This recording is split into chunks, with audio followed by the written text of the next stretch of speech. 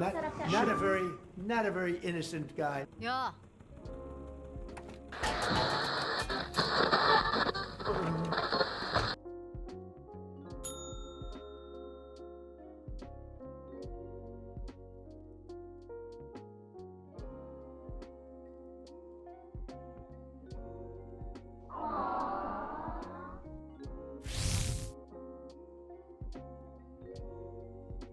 There's more.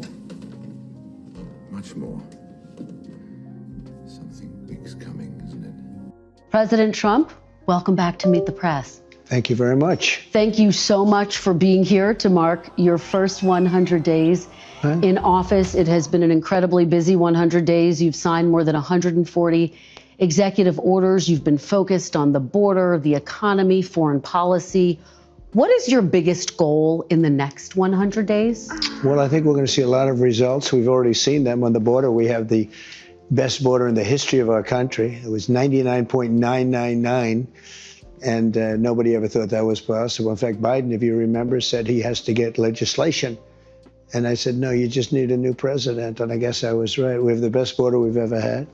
We're doing great on illegal immigration. We are being hit hard by judges that I think they're trying to take away the power of the presidency. I was elected in a massive landslide and a big vote. We won the swing states. We won the popular vote. We won the district votes by tremendous numbers. We won everything. And one of the primary reasons I was elected was to get people out of our country that were allowed. We have prisoners, we have murderers, we have terrorists in our country, we have people from mental institutions that are seriously insane. They all came in through Biden's open border policy, and I was elected to get them out and to seal the border, but to get them out. And we'll have judges, they're activist judges, they're saying, well, you know, you don't have the right to take out murderers and people that you don't even want to talk about. These are really some really bad criminal people, and they're here illegally. So, you know, they talk about your next question will be due process, but they talk about due process, but do you get due process when you're here illegally? We're going to talk about all of that. We are going to talk about deportation, but I want to start on the economy, sir, which obviously the biggest issue for voters. We got new numbers today, better than expected job numbers. Much better. At the same time, the economy shrank in the first quarter. You've been arguing all week that this is President Biden's economy. Is this now your economy, sir? Well, I think certain aspects of it are. Costs are. I was able to get down the costs, but even that, it takes a while to get them down, but we got them down good. We lost $5 to $6 billion a day with Biden. $5 to $6 billion. And I've got that down to a great number right now in a record time. But just think of what that is. $5 billion a day we're losing on trade. And we were very tough with China, as you know. We put 145% tariff on. Nobody's ever heard of such a thing. And we've essentially cut off trade relationships by putting that much of a tariff on. And that's okay. We've gone cold turkey. That means that we're not losing. You know, we lost $1 trillion to China. $1 trillion. That means we're not losing $1 trillion when we go cold turkey because we're not doing business with them right now. And they want to make a deal. They want to make a deal very badly. We'll see how that all turns out, but it's got to be a fair deal. But think of it. We were losing $1 trillion. And that was a big part of the $5 million a day. And I want to talk about China, but just staying on this idea of the economy. On the eve of your inauguration, the stock market spiked. You called it the Trump effect. It spiked because I was elected president. Well, it spiked because of anybody else. It spiked because they see what I'm going to do. They know what I'm going to do with the tariffs and everything else. And I think it's actually working out better than we anticipated. Did you see oil prices? Did you see gasoline is now below, in many cases, in many states, below $2 a gallon, $1.98, $1.99, $1.97? Well, my question, sir, is when the stock market spiked, you said this is the Trump effect. When the numbers weren't so good earlier this week, you said it's the Biden effect. Are you only taking ownership of the good numbers and not the bad numbers? Well, I think he did a lot of very bad things, and despite some of the bad things, we're overcoming them. But he was bad on the border. He was bad on the economy. We had the worst inflation in the history of our country. Look, Biden gave us the worst inflation in the history of our country. People, it didn't matter what they made because they were losing their shirt because of costs. Now take a look at what happened. Oil is down, gasoline is down, groceries are down, eggs. You were the one that asked me. You asked me about eggs. It was the first week. I didn't even know anything about what were you talking about. Egg prices were so high you couldn't buy eggs. They didn't have any eggs. And they said Easter is going to be a disaster. Well, we had Easter at the White House, and we had thousands of eggs, and they were down 87%. Yeah, a lot of that, of course, spike was because of bird flu. But when does it become the Trump economy? Why do you say that? Well, tell me, we had the same bird flu as he had. When does it become the Trump economy? It partially is right now, and I really mean this. I think the good parts are the Trump economy, and the bad parts are the Biden economy, because he's done a terrible job. He did a terrible job on everything. From his auto pen, which I'm sure he knew nothing about some of the things he was supposedly signing, to immigration. You look at what happened with immigration, how bad it was. Think of it. We have murderers, 11,888 murderers. Many of them murdered more than one person. Think of that. And they're in our country. Now, we've gotten a lot of them out, and we know who many of them are, and we're on the hunt. But why would anybody do that? Why would anybody, who could do such a thing where they'd allow hundreds of thousands and even millions of people into our country who are criminals and murderers at the highest level? Who would do this? But, sir, you acknowledge when you announced your tariffs, for example, the stock market dropped. It's been volatile. It has since gone up. It is, do you take responsibility for that? Yeah. Do you take responsibility when it drops? Ultimately, I take responsibility for everything, but I've only just been here for a little more than 3 months. But the stock market, look at what's happened in the last short period of time. Didn't it have 9 or 10 days in a row or 11 days where it's gone up? And the tariffs have just started kicking in. And we're doing really well psychologically. I mean, the fake news was giving me such press on the tariffs. The tariffs are going to make us rich. We're going to be a very rich country. So let's talk about the tariffs. And I want to ask you about something you said this week. Got a lot of attention. You were at your cabinet meeting. You said, quote, I'm going to quote what you said, maybe the children will have $2 instead of $30. Yeah. And maybe the $2 will cost a couple of bucks more than they would normally. Are you saying that your tariffs will cause some prices to go up? No, I think the tariffs are going to be great for us because it's going to make us rich. But you said some dolls are going to cost more. Isn't that an acknowledgement that some prices will go up? I don't think a beautiful baby girl that's 11 years old needs to have 30 dolls. I think they can have 3 dolls or 4 dolls. Because what we were doing with China was just unbelievable. We had a trade deficit of hundreds of billions of dollars with China. When you say they could have $3 instead of $30, are you saying Americans could see empty store shelves? No, I'm not saying that. I'm just saying they don't need to have $30. They can have 3. They don't need to have 250 pencils. They can have 5. But you're basically saying there could be some supply shortages because of the tariffs. We don't have to waste money on a trade deficit with China for things we don't need, for junk that we don't need. Well, prices are already going up on some popular items. Tires, strollers. This is such a dishonest interview already. Prices are down on groceries. Prices are down for oil. Prices are down for all energy. Prices are down at tremendous numbers for gasoline. And let me tell you, when you have the big thing, what he did, he spent like a stupid person, which he was, but he spent like a very stupid person, and that was bad for inflation. But what really killed us with inflation was the price of energy. It went up to $3.90, even $4, and in California, $5 and $6, right?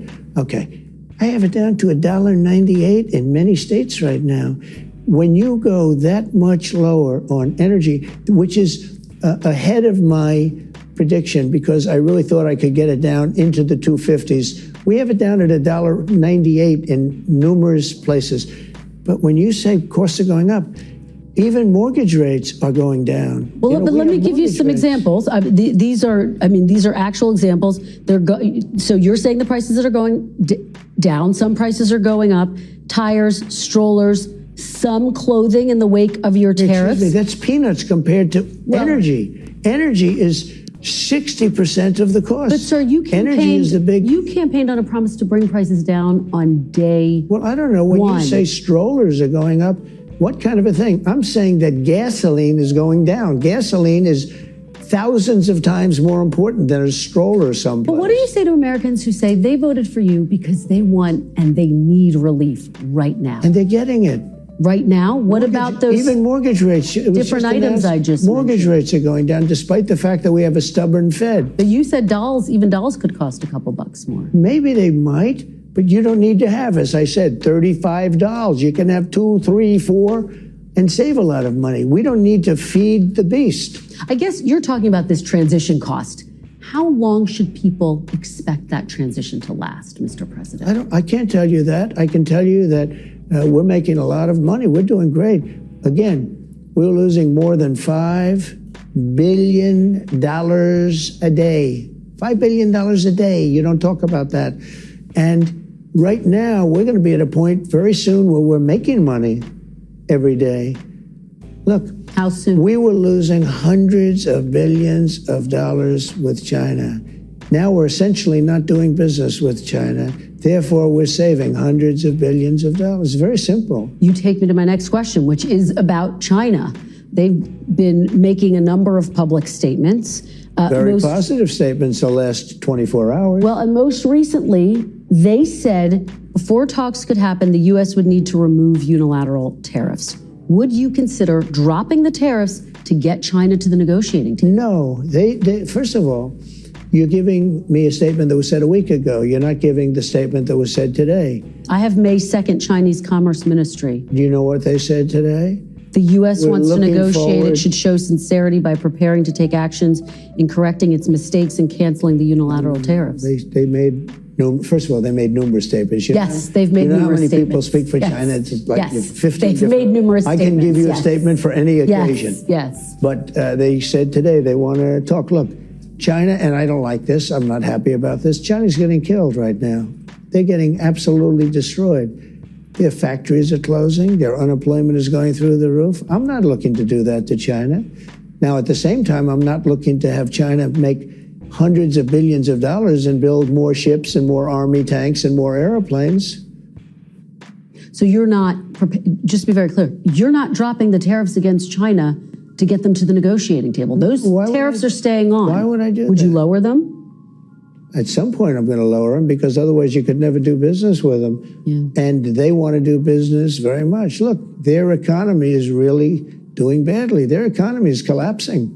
To say they are being hurt by the Chinese tariffs and some could be forced to shut down. And many businesses are being helped. Are you considering tariff relief for small businesses? Why do you always mention that, you know, you pick up a couple of little businesses? What about the car business? They're going to make a fortune because of the tariffs. Do you know that the union, the head of the union, who was no fan of mine, Sean Fain, I guess his name is, right? He didn't endorse me. The Teamsters did. A lot of people did. A lot of unions did. But he didn't. He couldn't stand me. Now he's saying, wow, what's Trump's done for the automobile? I can't believe it. I assume he's going to probably now say, the next thing he can say is, I endorse this guy. He's the greatest I've ever seen. He can't believe it's happened. He said, we've been waiting 40 years for somebody to do what Trump is doing. So why don't you mention the big car industry instead of mentioning somebody that's doing strollers? Well, I'm just asking you about small businesses. Are there any discussions about giving any relief to small businesses? They're not going to need it. Okay. They're going to make so much money. Are these tariffs? If you build your product here. Remember, there are no tariffs if you build your product here. It's very easy. It's very simple. Are these tariffs permanent, Mr. President? Depends on what you're talking about.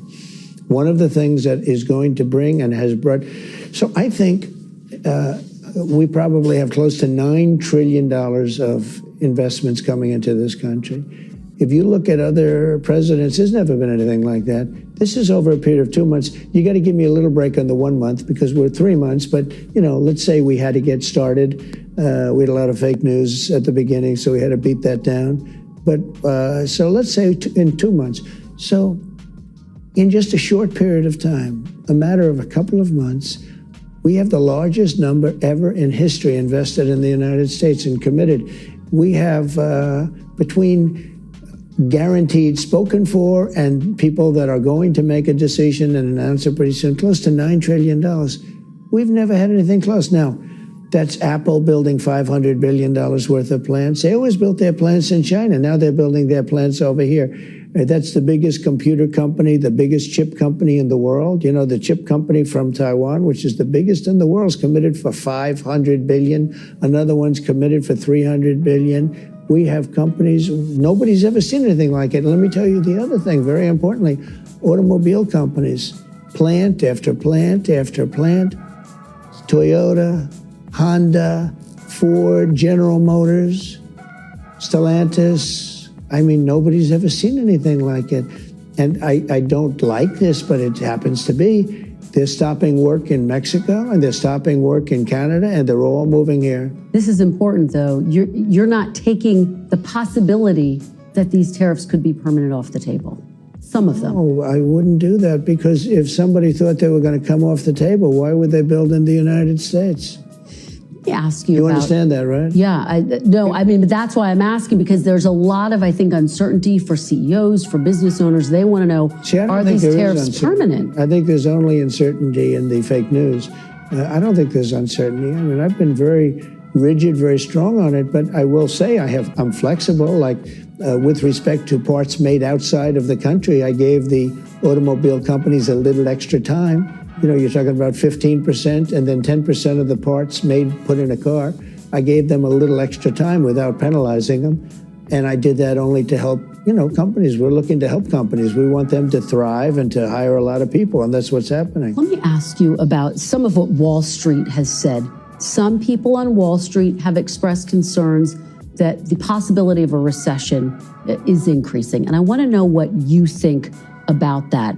Are you comfortable with the country potentially dipping into a recession for a period of time if you are able to achieve your long-term goals? Well, you know, you say some people on Wall Street say, well, I tell you something else. Some people on Wall Street say that we're going to have the greatest economy in history. Why don't you talk about them? Because some people on Wall Street say this is the greatest thing that ever happened. Well, that's what I'm getting at. That's what I'm getting at, though. It's the same question. Yeah, there are many people on Wall Street say this is going to be the greatest windfall ever happened. And that's my question, Remember the this. long term. Yeah. Is it okay in the short term to have a recession? This.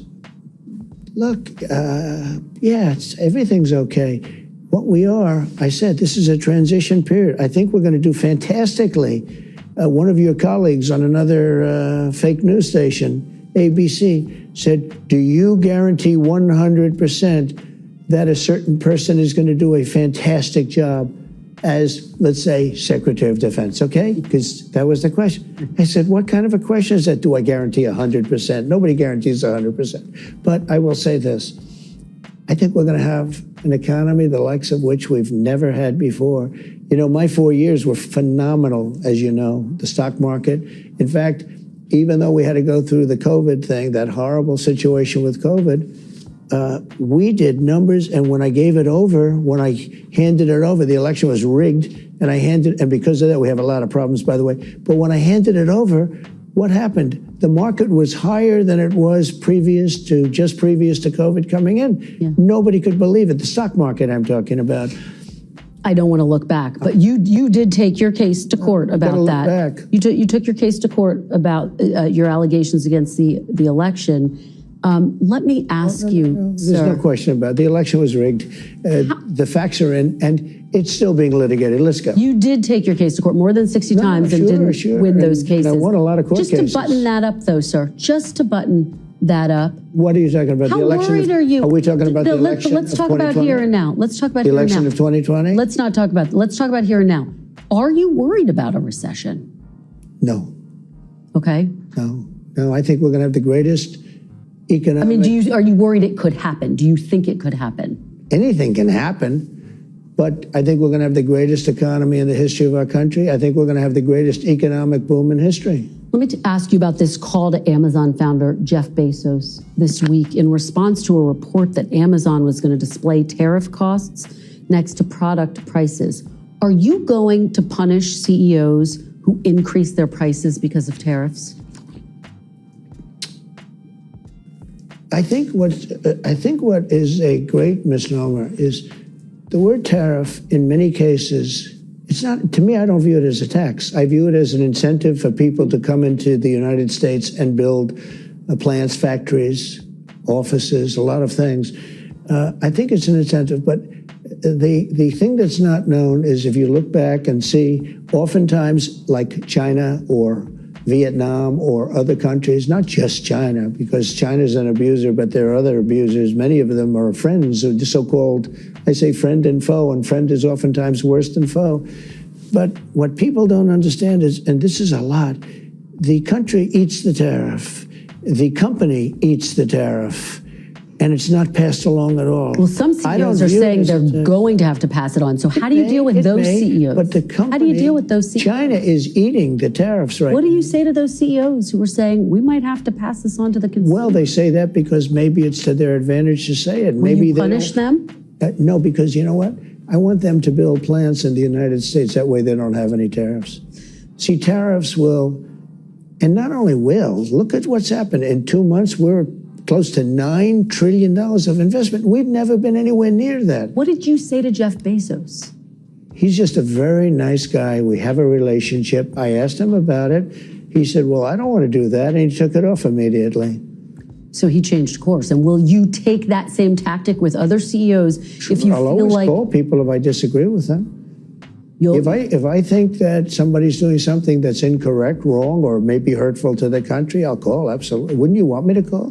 Biden wouldn't call because he didn't know what was happening, but I do. Takes me to my next question. Today's strong jobs report likely means, not clear, but likely means the Fed is less likely to lower interest rates. Well, he should lower them, and at some point he will. He'd rather not because he's not a fan of mine. He just doesn't like me because I think he's a total stiff. And, it's just one of those things. He should lower them. And I wish the people that are on that board would get him to lower because we are at a perfect time. It's already late, but he should lower interest rates. Do you rule out removing Fed Chair Jerome Powell? I'm not, I get to change him very quickly anyway. It's in a very short period of time. In 2026. You're not going to remove, you don't have plans to remove him before 2026 when his time's up? That was a total, why would I do that? I get to replace the person in another short period of time. Okay. This week, you reshuffled your national security team. Yeah. You moved National Security Advisor Mike Waltz to UN ambassador. Just to remind our viewers, Waltz, of course, started that unsecure text chain where sensitive information was shared. Mr. President, was that move a punishment? No, I just think he'll do a nice job in the new position. Marco's doing an outstanding job. No, Marco won't keep, Marco's very busy doing other things, so he's not going to keep it long term. We're going to put somebody else in. But I think Mike was, as you know, he's a fine guy, and I think he'll do a very good job. Knows the countries, knows leadership. And I think he'll do a very good job at the United Nations. And in the meantime, Marco's really doing something special. And it's going to work out very well. We're hearing some potential names. Stephen Miller's name, one of your longtime, most loyal aides. His name has been talked about as a potential national security advisor. Is he someone you're looking at? Well, I'd love to have Stephen there, but that would be a downgrade. Stephen is much higher in the totem pole than that, in my opinion. Can you tell us who the front runner is right now? I have a lot of people that want it. I will tell you, I have everybody calling. Everybody wants to be a part of this administration. So at some point we'll, probably do that. There's a theory, Henry Kissinger did both. There's a theory that you don't need two people, but I think I have some really great people that could do a good job. So Secretary Rubio could continue to have both jobs indefinitely? He could, yeah, he could. But I think he even would like to probably see, because it is a little bit different. But in the meantime, he'll handle it. And I think Mike, if that goes forward, he still has to get approved. But I think Mike will do a very good job at the United Nations. Defense Secretary Pete Hegseth, obviously also on that unsecured text chain, he was sharing sensitive information. Are you looking for a new Secretary of Defense, Mr. No, President? not even a little bit. No. Pete's going to be great. His job is safe right now? We're doing a fantastic job against the Houthis, who like blowing ships up and watching them sink in the ocean. We're hitting them very hard. No, he's doing a very good job. His job is safe right now? Totally safe. Okay. Let's talk about the border. Okay. Let's talk about deportations. Border crossings are at their lowest level ever recorded. Is the border? Is that good? Is the border now secure? Yeah, it's really secure. It's absolutely isn't that good? secure. When you say that, doesn't that just sound good? After being abused for years by an incompetent president that allowed people to pour through an open border, criminals from all over the world, murderers and insane people from mental institutions and insane asylums. Isn't it a beautiful thing when you say it's the most secure it's ever been in the history of our country? Isn't that a nice statement? Well, I'm curious to know what it means. You declared a national emergency on the southern border. The order is still in place. By the way, even though you're saying exactly the what border's you secure. said. It means we have the most secure border we've ever had. Well, and I guess the question becomes, when will you know that the emergency is over? Are you planning to lift it at some point? Is it necessary? Because obviously the military is involved. Will you lift that emergency? Well, the biggest emergency is the courts aren't allowing us to take really We're bad going to talk people about out. that, but talk to me first about that's to me this. the emergency. Talk to me first about this The border emergency. now is not the emergency. The border is it's all part of the same thing, though. The big emergency right now is that we have thousands of people that we want to take out, and we have some judges that want everybody to go to Some court. of them you appointed, sir, including That's all right. 3 on the Supreme Court. They change. I mean, it's unbelievable. It's unbelievable how that happens, but they do change. Just to button this up, though, are you planning to lift that emergency order anytime soon? Now that the border's secure? We have an emergency. We have a massive emergency overall. It's an overall emergency on immigration. And if the courts don't allow us to take people out, if we had to have a court case, every single person, we have millions of people. We're going to have millions of court cases. Figure 2 weeks a court case, it would be 300 years. So let's talk about this, because obviously you've had a back and forth with the Supreme Court. In a 9-0 decision, the Supreme Court directed your administration to facilitate the return, you've talked about this in the past, of Kilmar Abrego Garcia from a prison in El Salvador, whose deportation your administration called an administrative error. You said in a recent interview you could bring him back, but you won't. Are you defying the Supreme Court, sir? No, I'm relying on the Attorney General of the United States, Pam Bondi, who's very capable, doing a great job, because I'm not involved in the legality or the illegality. I have lawyers to do that, and that's why I have a great DOJ. We have a great one. We had a very corrupt one before. Now we have a great one. And they're not viewing the decision the way you said it. They don't view it that way at all. They think it's a totally different decision. Well, you say you have the power to bring him back, though. Your attorney general says, quote, that's up to El Salvador. Just to put a fine point on this, do you have the power to bring Abrego Garcia back as the Supreme Court? Well, I have the power to ask for him to come back if I'm instructed by the attorney general that it's legal to do so. But the decision as to whether or not he should come back will be the head of El Salvador. He's a very capable man. Well, you know, and your attorney general has said the issue is with that word facilitate. Will you seek clarification from the Supreme Court? Do you need to go back to the Supreme Court? We may do that. I was asking about that. We may do that. There are some people that say, bring him back, put him in trial, and you get him out right away, because you see what happened. Just this morning, tapes came out, horrible tapes from his wife. You don't get much worse than that. You don't get, I mean, he seems certainly like a very dangerous, very bad person, but even the wife, who was so afraid, she was afraid to talk, and all of a sudden tapes got released this morning that were devastating to him. And this is the point, sir, about due process. The Constitution says every person, citizens and non-citizens, deserve due process.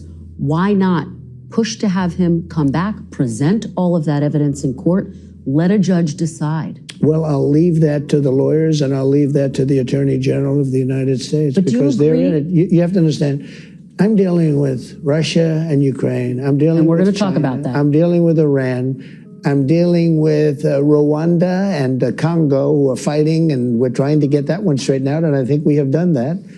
Did a great job. Nobody even talks about it, but I think we're close to doing that. They're looking like they're going to maybe make a peace deal, which would be good. But I'm dealing with a lot of different things. I don't know much about this gentleman other than I hear he's an absolute not good person. And I have very capable legal people, John Sauer, as you know, and all top people. And I have to rely on that to interpret whatever said by the Supreme Court. Now, with that being said, I have tremendous respect for the Supreme Court. Look, 3 of the people are people I appointed. Right. And I have great respect for the Supreme Court. And I would expect that the Attorney General will be doing the right thing. Your Secretary of State says everyone who's here, citizens and non-citizens, deserve due process. Do you agree, Mr. President? I don't know. I'm not a lawyer. I don't know. Well, the Fifth Amendment says I don't know. It seems it might say that, but if you're talking about that, then we'd have to have 1 million or 2 million or 3 million trials. We have thousands of people that are some murderers and some drug dealers and some of the worst people on earth. But some of the worst, most dangerous people on earth. And I was elected to get them the hell out of here, and the courts are holding me from doing it. But even given those numbers that you're talking about, don't you need to uphold the Constitution of the United States as president? I don't know. I have to respond by saying again, I have brilliant lawyers that work for me, and they are going to obviously follow what the Supreme Court said. What you said is not what I heard the Supreme Court said. They have a different interpretation. Is anyone in your administration right now in contact with El Salvador about returning Abrego Garcia to I don't know. You'd have to ask the Attorney General that question. Okay. At least 2 Americans have been mistakenly detained and released by your administration, immigration authorities. Mr. President, should lawful residents of this country start carrying paperwork with them when they leave their homes? I don't think that'll be necessary, but what you're not saying is that many people have been killed, maimed, badly hurt by illegal immigrants that came over that are from prisons and from jails and from mental institutions, and they're hurting our people. And if we don't get them out, we're not going to have a country for long. We need honest media, and we need walls. We need to have borders. And by the way, I built a lot of walls, and if we didn't do that, we wouldn't be able to have those. You know, we would not be able to have the kind of numbers if I wasn't successful in building hundreds of miles of wall. Very quickly, sir, the last time you and I spoke in December, you said that you would consider working on getting Dreamers legal status. Dreamers, of course, those who were brought here illegally as children. Where do those efforts stand? Is that a priority for you? Well, it's not a priority for the Democrats, because every time we talk about it, they don't want to talk about it because I guess they like it as a political issue, but they're not good at political issues because they still want to have men playing women's sports. Well, Republicans do control Congress right now, Mr. President. But the Democrats don't. don't. Dreamers a priority? Well, you'd need for that, you would need to have support from Democrats, and we have no support from the Democrats. Have you had any discussions about Dreamers? Yeah, we've had discussions. We would do something. I'd love to put in beautiful immigration for everybody, but the Democrats don't want to approve anything. All they want to do is knock out a tax bill. We're trying to get approved right now the biggest tax cut in the history of our country. And if it doesn't get approved, it's a 68% tax increase, and that's what the Democrats want. They want a 68% tax increase. It's rather incredible. And I do want to talk to you about your legislation, but let's talk about DOJ very quickly. DOJ has fired and then rehired thousands of federal workers, including FAA employees in charge of aviation safety, specialists working on nuclear weapon safety. What do you say to those who believe Elon Musk's chainsaw approach has jeopardized the safety and security of Americans? Well, they found $160 billion worth of fraud, waste, and abuse. I mean, I think she's done an amazing job. I think his people have done an incredible job. They're brilliant people. They know the computer. I actually asked him, what's their big trait? He said they're unbelievable at computers. In other words, you can't fake them out because these people are, in many cases, crooks. But it was fraud, waste, and abuse. They found, your question should be asked a different way. Were certain things found? Yes. How much? $160 billion. Think of what $160 billion is. He found $160. He said he'd find $2 trillion. Well, we're not finished yet. We're not finished yet. Do you think the work continues even though he's leaving? He said sure. He's leaving behind some very brilliant people.